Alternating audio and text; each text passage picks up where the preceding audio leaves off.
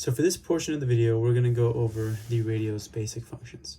We'll start off in the front and start with our top left button. Here we have our channel add. What channel add allows us to do is enter the selected channel into one of our command zones. Next, we have our transmit code guard. This will allow us to go to our tone selection. In order to access our correct tones, if say we're now going to 6, we can go ahead and scroll down to 6, or we can go ahead and enter that tone and then push enter, and our selection will be saved. There are 32 tones in the state, and each one will be attached to a repeater.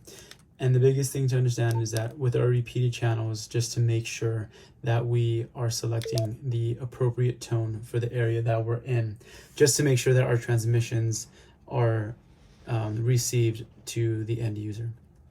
Next, we have our zone selection.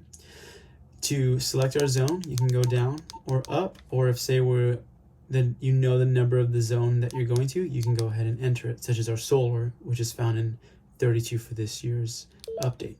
Once you have the correct zone, you go ahead and push enter, and it'll take you back to your channel selection screen. On the right side, we have menu. Here in menu, you can access the priority channel selection, priority scan on or off, our channel scan list to pick our scanned channels, our backlight settings, our monitor modes, squelch adjustment, talk around, and different cloning options when you get on our larger campaign fires. On the left side here, we have our two top buttons. The top button is going to go ahead and allow us to access our talk around. You can tell with the arrow going to the right and the two lines on each side will also signify that our talk around is turned on. Now, what talk around does is it will bypass our repeater and turn the channel that we're currently on into more of a direct line of sight channel. This can be used in areas where our transmission is having a weak signal and is not coming across to the end user. Things to just troubleshoot and mitigate is once this is turned on, the strength will definitely be enhanced in terms of the transmission, but I would also let that person you're trying to send a transmission to let them know that you have turned on your talk around, so that way they can do the same, so that way you can go ahead and hear each other better. So it can be used as a way to troubleshoot in the event that your transmissions aren't being received that clearly. Next, we have our top orange button. This function is not programmed the same as our 800 radios. When you push this, this will turn on our monitor mode, which is shown by the speaker. Now, when monitor mode is on, it's used to receive radio traffic on channels that are tone protected. This will ensure that all radio traffic will not be missed. Next, we have our scan toggles. The top left side is going to be our scan for our scan list, and then the right toggle is going to be our priority scan. Next, we have our color switch, which is found here on the back of the channel selector knob, and this will go ahead and lock out our keys here on the front of the radio. On the top here, our large button here is going to be used as our channel selection, and here we have our on, off, and it's also going to be used as our volume adjustment for the radio.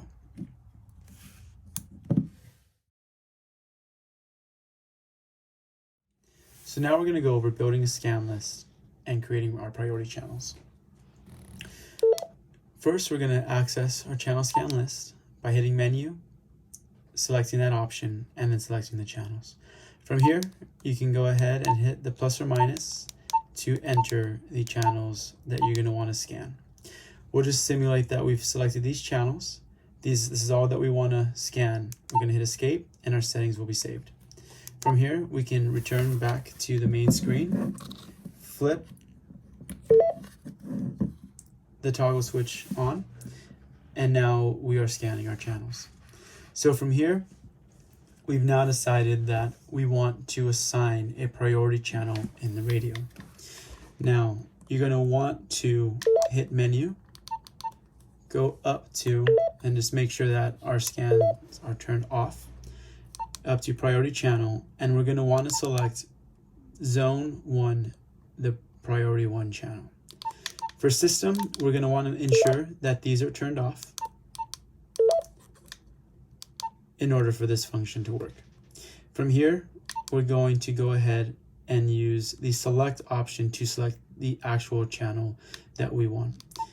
Use main. This function here is going to be used as the main channel that's displayed on your screen. The preferred way is to actually select the channel in the event that the channel gets moved for any reason. If it is on the incorrect channel, it may be mistaken for the priority channel and you may miss transmissions. So from here, you're going to want to select the actual channel that you're going to be using.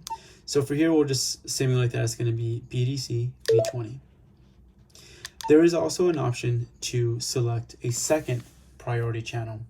The radio will always choose the priority 1 over priority 2 in terms of there being a transmission and the channel that you're trying to transmit while you're trying to use the radio. So priority 1 will always trump priority 2, and the radio again will allow you to select 2 different channels. So from here, once you've selected the correct channel that you're on, you're going to want to exit back to the main menu, turn all of your functions on, and from here, you're going to be scanning the channels that we've selected before, but now anytime that you key up, it will go to the channel that you're on. So that's how to create your scan list and how to set a priority channel. Now we're going to be building our command zones. One of the nice features about this model radio is that we are able to build our command zones by bringing different channels from different zones into one zone. So in order to do so, you're going to go ahead and hit channel add. You're going to enter it, the channel that you're choosing, into that zone, and then you're going to see this flashing number. The 1 signifies the number channel it will be in that zone. So we went ahead and we added BDC V7R. We'll simulate that this is going to be our command channel rather. Let's say now that we want to add Caesars Direct into that one zone from a different group. We're going to go ahead and hit our channel add, enter it into zone 55 because that's the zone that we're building, and now you should see a 2 because it's the second channel being added. We'll say that we want to add this channel as well and enter it again into zone 55.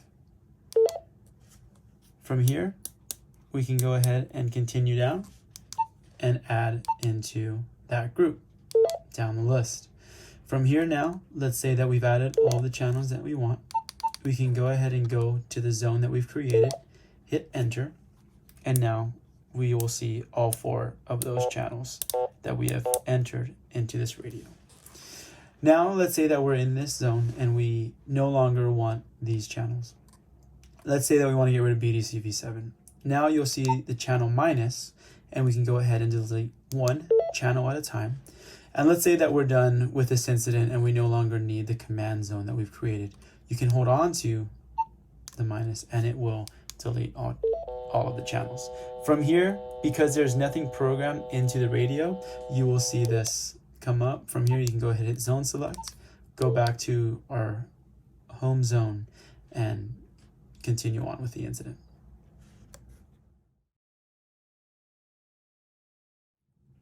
Now we'll be going over our incident cloning.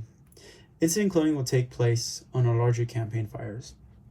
In this model radio, we have 4 zones that are available to be cloned. We have zone 51, 52, 53, and 54. Now, depending on the division you are assigned will show which zone you will be in.